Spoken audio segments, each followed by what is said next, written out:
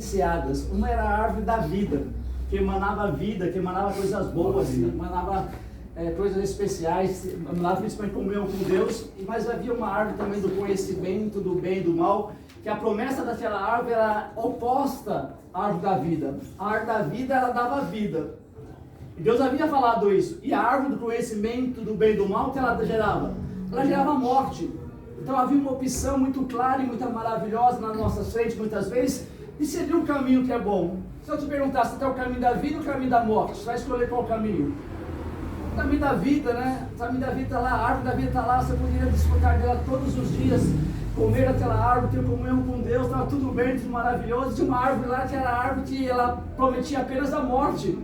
E por uma influência do inimigo, por uma influência do mal, por uma influência que é contrária às coisas de Deus, ela conseguiu enganar-nos, porque as palavras persuasivas, muitas vezes, ela chega aos nossos ouvidos de uma maneira muito diferenciada, muito disfarçada. E a promessa da árvore do conhecimento do bem e do mal era falada por Deus que era a morte, mas a serpente, lá Satanás, né, enrustindo uma serpente, ele falou que aquilo ali daria igualdade a Deus, porque o desejo do coração de Satanás foi sempre ser igual a Deus. Esse era o desejo, esse foi o maior pecado de Satanás.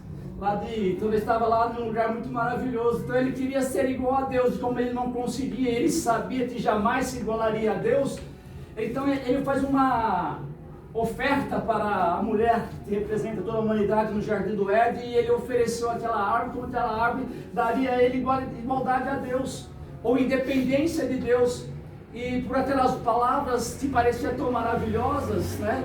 Palavras doces, palavras persuasivas, Adão e Eva resolveu então experimentar, mas a promessa continuava em pé. Se comer da árvore da vida, tem vida. Se comer da árvore da morte, do conhecimento do bem e do mal, é morte. Deus não vai mudar essa sentença. Essa sentença continua até o dia de hoje. Se você quiser ter vida, beba da água da vida.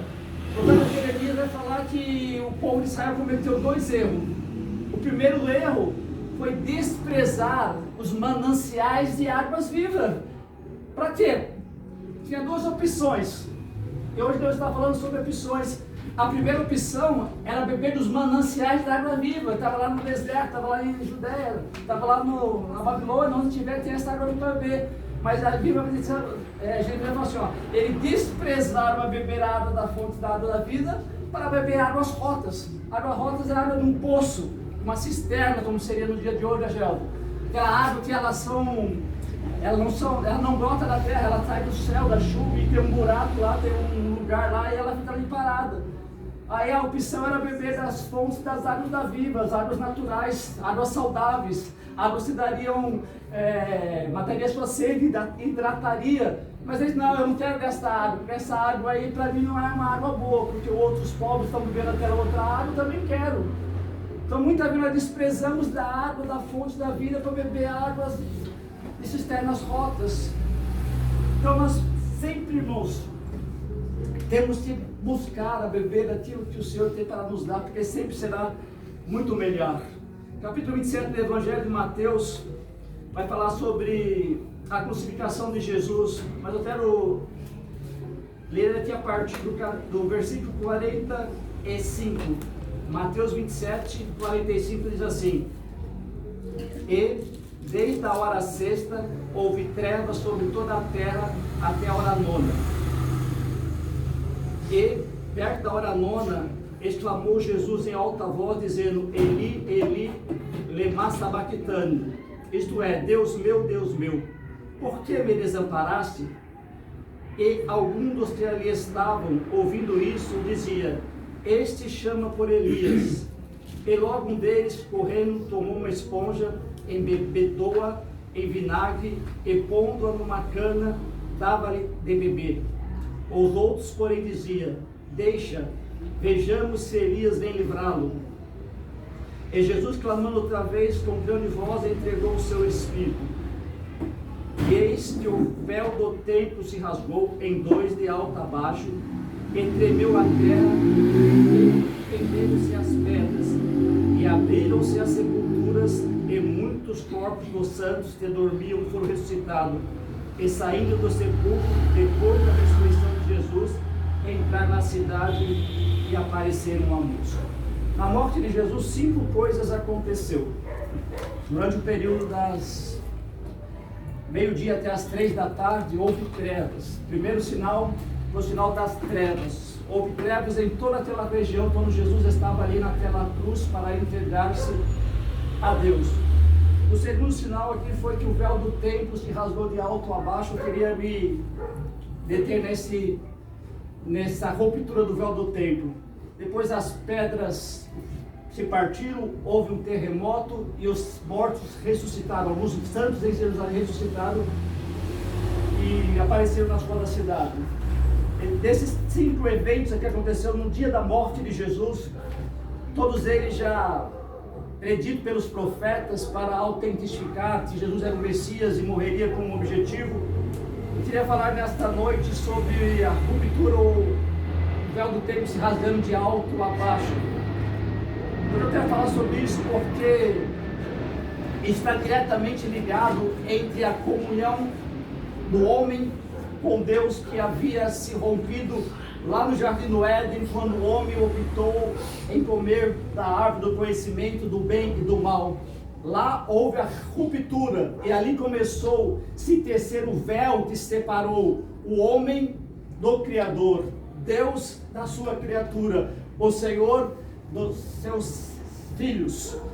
Esse véu foi crescendo, foi sendo tecido durante muitos anos, aproximadamente 5.000 anos. Aconteceu da criação até a morte de Jesus. Nós conseguimos, a humanidade conseguiu ficar separada de Jesus, de Deus, por 5.000 anos, e ela foi então de mal a pior. Em toda a história da humanidade, o gráfico da história da humanidade é um gráfico de decadência.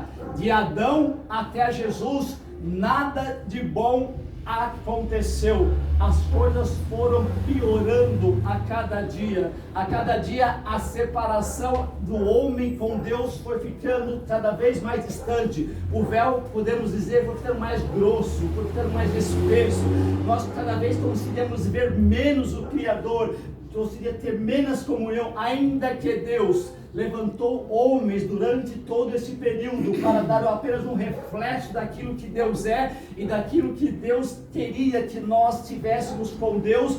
Nenhum deles conseguiu mostrar a perfeição, a bondade, o amor, a graça, a misericórdia, a compaixão, a fidelidade de Deus para com a sua criatura. Todas as tentativas foram em vão, porque os homens eram pecadores. Eles não tinham condições de refletir a imagem verdadeira de Deus, mas a imagem verdadeira de Deus, ela foi refletida na pessoa maravilhosa e bendita de Jesus, para que todos os homens pudessem ver Deus na pessoa de Jesus e voltar a ter comunhão com Deus na pessoa de Jesus. Lá no capítulo 12 do Evangelho de João, no capítulo 32, Jesus expressando ali o dia da sua morte, ele diz assim: quando eu for levantado, atrairei todos a mim.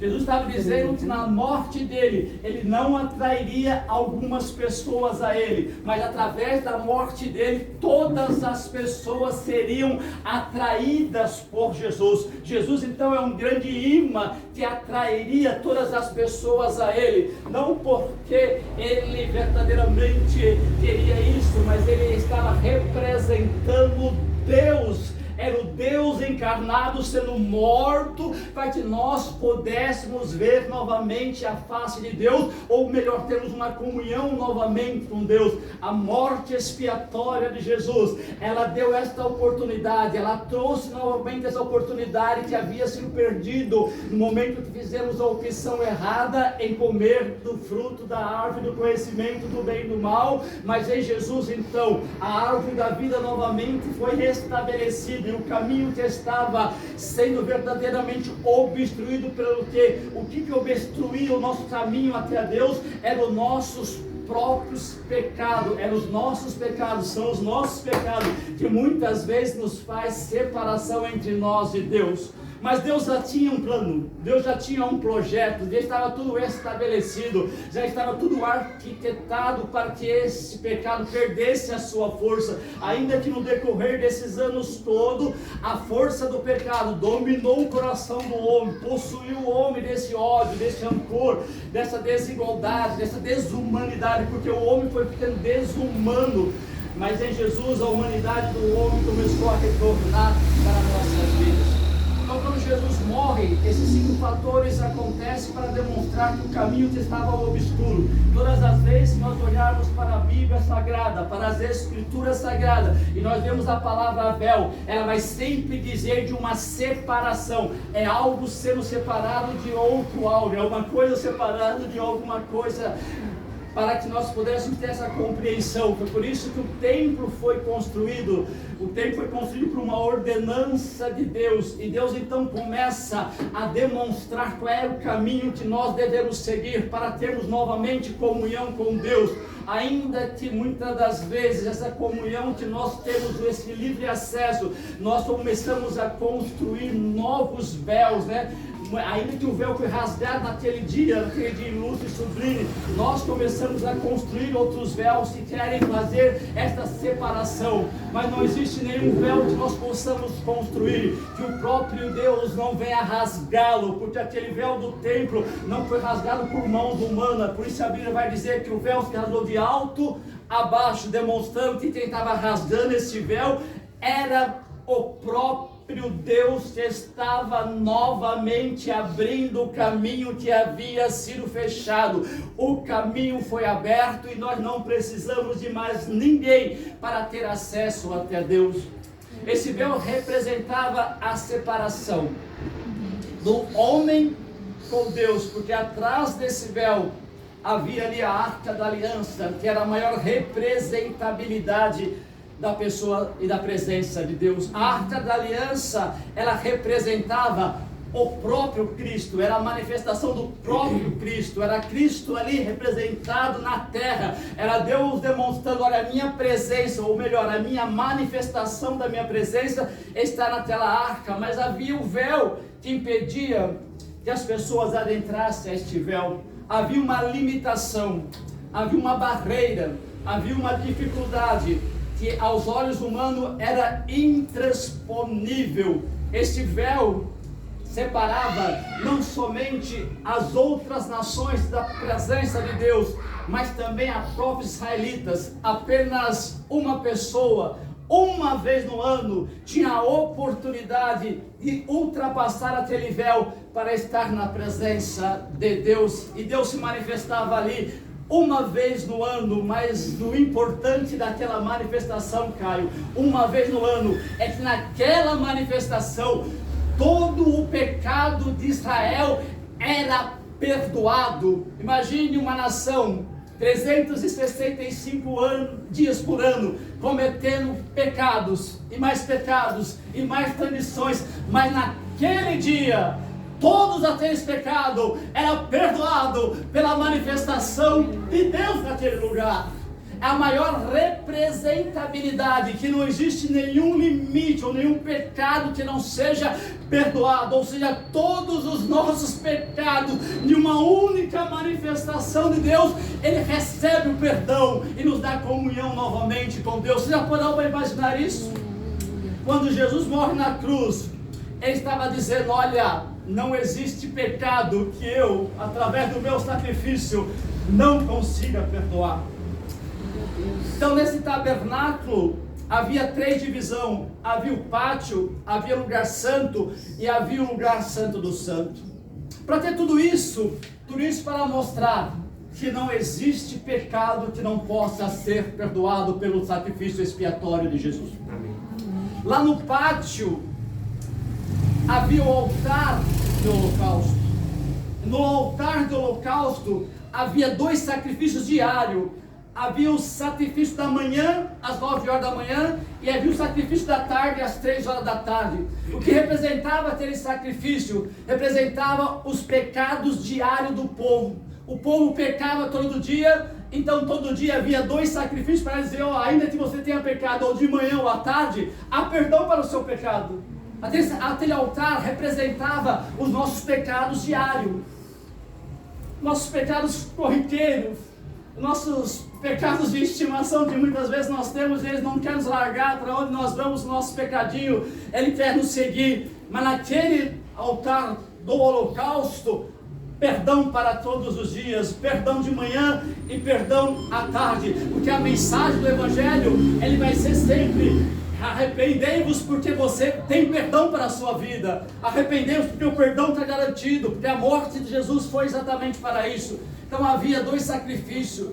Entrando no lugar santo, havia ali mais um altar, que era o altar de incenso, e 2 vezes por dia também era oferecido incenso naquele altar de ouro. Tirava-se lá a brasa do altar do holocausto, trazia para o altar de incenso, colocava ali, jogava azeite, e aí saía uma fumaça daquele altar e subia até a presença de Deus. Era Deus dizendo: olha, foi feito um sacrifício lá fora do holocausto, e aqui dentro eu estou recebendo esse sacrifício, ou seja, através daquele sacrifício eu recebo o sacrifício, então seus pecados estão perdoados. Então havia uma fumaça que saía daquele altar de incenso, rompia ali o teto daquela tenda e chegava até as narinas de Deus, e Deus falou: olha, você pecou, não deveria ter pecado, mas eu vou perdoar o seu pecado pelo sacrifício que foi realizado.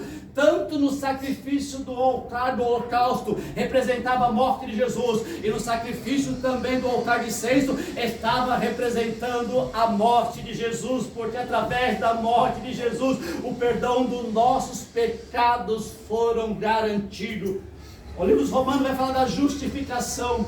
Justificação é a seguinte coisa: é Deus pegar um pecador, sabendo que ele é pecador, sabendo que ele não merece o perdão, sabendo que ele precisa ser condenado, que deve ser condenado, que os seus atos são atos de condenação, mas na sua autoridade maior ele diz assim: ó, eu sei que você merece ser condenado, mas eu, com a autoridade suprema, eu não vou te condenar, eu vou te libertar, não que você mereça, mas pela minha autoridade, pela minha vontade, pelo meu querer, pela minha graça, pela minha misericórdia, pela minha justiça. Se você não entenda, eu vou te justificar. Então você vai ser justificado e vai ser santificado, não pelos seus méritos, mas pela minha vontade, pelo meu querer, pela minha bondade, pelo meu amor. Eu vou te justificar, ainda que você não mereça. Então, quando o sacrifício era feito no altar de incenso, a fumaça subia e Deus olhava lá de cima e falar: tá bom, seu pecador miserável, não tem problema, você não conseguiu mais uma vez, mas você fez o sacrifício, você reconheceu o sacrifício, então o perdão está garantido para você. O altar era queimado, o incenso era queimado, as orações subiam, o perdão subia, o sacrifício chegava até Deus, e Deus então perdoava o pecado daquelas pessoas que estavam ali diante dele. Existe um Deus mais maravilhoso do que este? Existe um ser mais maravilhoso do que este? Existe um Deus, um ser mais bondoso do que esse? Qual que é a nossa opção? Estarmos do lado desse Deus ou estarmos contra? Jesus diz assim: ó, aquele que não é por nós é contra nós. As Escrituras vai dizer assim, ó, aquele que não ajunta comigo, então espalha, né? Então nós temos que estar do lado de Jesus. Mas ainda havia mais um sacrifício a ser realizado. Ainda havia algo ainda maior para ser concretizado, que estava dentro do lugar santo do santo. Ainda que o homem recebia o perdão, ele estava do lado de fora. Ainda que o incenso era aceito, ele estava do lado de fora. Ainda que tudo isso acontecia, ele não tinha comunhão com Deus. Ele precisava de um homem para interceder para ele. Ele precisava de um sacerdote ou de um sumo sacerdote para interceder por ele. Ele não tinha uma ligação direta para com Deus. Sempre foi a vontade de Deus se relacionar diretamente com o ser humano. Deus nunca quis ter um intermediador, porque esse era o papel do sacerdote ou do sumo sacerdote, interceder entre Deus e o homem.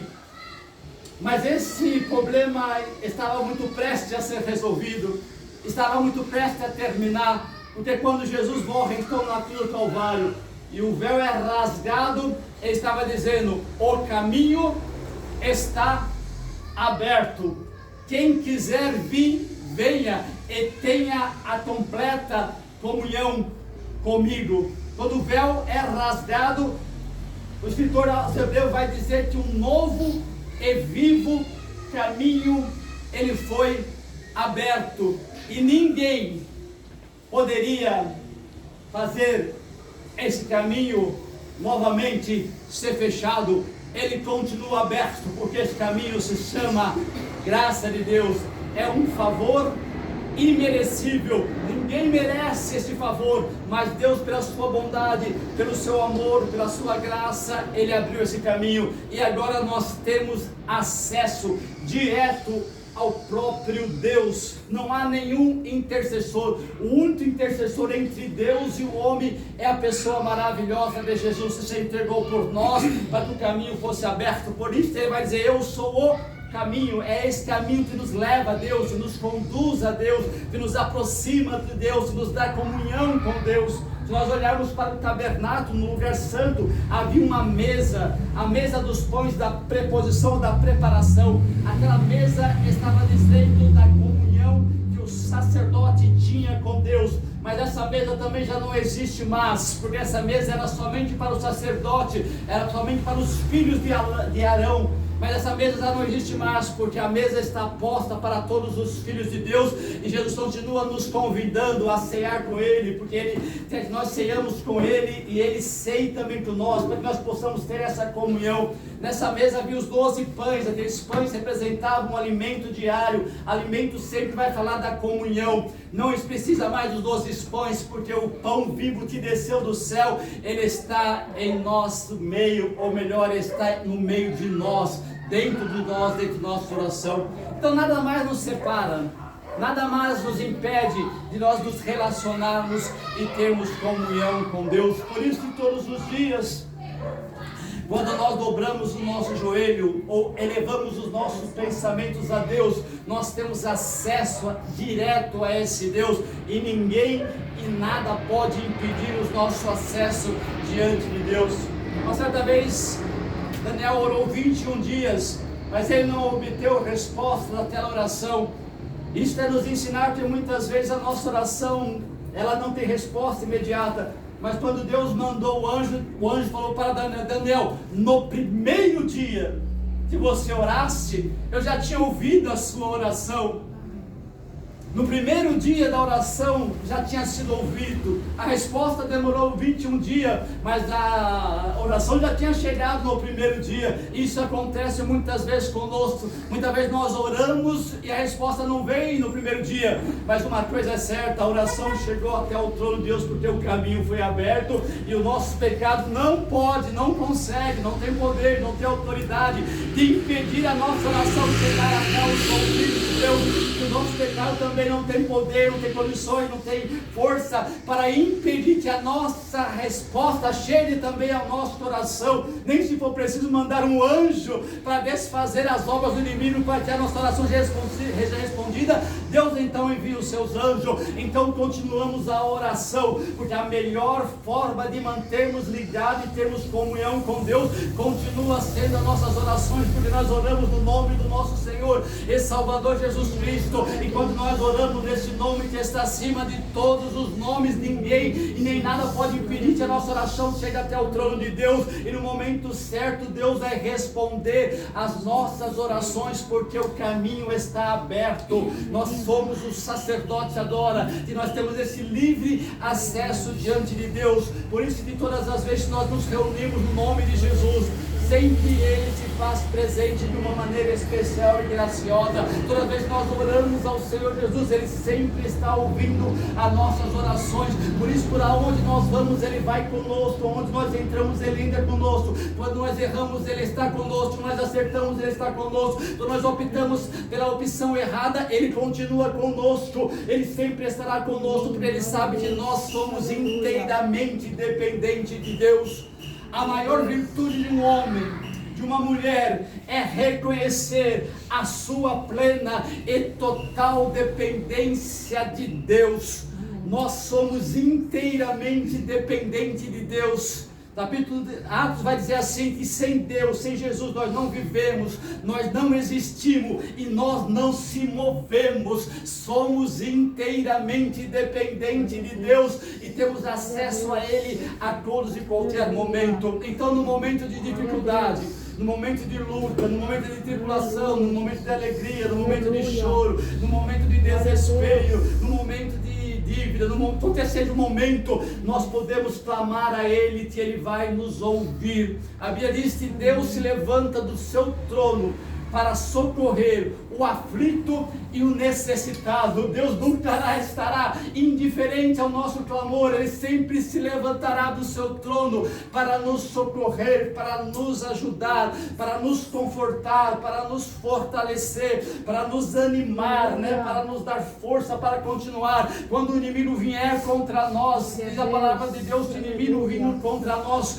com uma corrente de água, o Espírito do Senhor levantará a sua bandeira para nos dar a vitória. Quando o inimigo vem com as suas palavras persuasivas, quando o inimigo vem com esses pensamentos malignos, pensamentos de engano, pensamentos de mentira, pensamentos de desânimo, nós podemos recorrer ao Senhor Jesus. Ele vai renovar a nossa mente, o nosso coração, o nosso entendimento e vai nos dar força para resistir o inimigo. Assim como o inimigo foi até o deserto para tentar a Jesus e usou de todas as maneiras persuasivas para impedir que Jesus fosse para a cruz e não venceu. Quando nós também usarmos a palavra de Deus para enfrentarmos as nossas batalhas, nós sairemos vitoriosos de todas elas, porque o Senhor é o Deus forte que nunca perdeu uma batalha. Aleluia. De todas as batalhas que o Senhor pelejou, todas elas foram vencidas. A maior intenção, a maior investida do inimigo contra Jesus, ele conseguiu apenas machucar o calcanhar de Jesus. Na sua maior investida, ele conseguiu apenas machucar o calcanhar de Jesus. Isso está demonstrando a autoridade e o poder que Jesus tem sobre tudo e sobre todas as coisas. Na cruz do Calvário, o inimigo apenas machucou o calcanhar de Jesus. Jesus deu uma mancadinha só ali na cruz, mas depois, ao terceiro dia, ele ressuscitou dentre os mortos. E para provar a sua ressurreição, como diz aqui as Escrituras, alguns santos que se haviam morrido naquele dia, estavam na sua cultura. Quando Jesus ressuscita, esses santos também ressuscitam. E eles tinham uma mensagem para dar ao povo de Jerusalém: Jesus vive, Jesus vive, Jesus vive. Os mortos estavam testificando que a morte havia sido vencida pela morte de Jesus, e Jesus estava vivo e continuava reinando e vai continuar reinando. Então o desejo de Jesus é reinar 100% em nossos corações. Jesus tem o desejo, a missão de ganhar os nossos corações a cada dia, e nós temos a obrigação de entregar os nossos corações cada dia ao Senhor Jesus, porque este é o propósito. A cada dia mais nós temos um pouquinho mais de Jesus, até chegarmos à estatura de varão perfeito, porque este sempre foi o projeto de Deus. Então o projeto para a minha vida, para a sua vida, para a minha família, para a sua família, é que nós venhamos a ter a estatura perfeita na pessoa maravilhosa e bendita de Jesus. Amém? Que nós possamos guardar essas verdades no nosso coração, que o inimigo não possa roubar as verdades explícitas na palavra de Deus, que o mundo não possa roubar aquilo que o Senhor Jesus fala aos nossos corações, porque esta é a verdade que não pode ser mudada. Assim como Deus havia dito: se comesse da árvore do conhecimento do bem e do mal, certamente morreria. Ele diz também que aquele que beber da água que Jesus desse, nunca mais, nunca mais, falando de eternidade, voltaria a ter sede. Essa verdade também permanece nos nossos dias e nos nossos orações. Que nós não possamos trocar as mananciais de águas vivas pelas fontes de águas rotas que o inimigo quer nos apresentar nesse grande jornada, nesse grande deserto que nós temos passado. Amém? Nós vamos louvar ainda mais uma vez ao Senhor.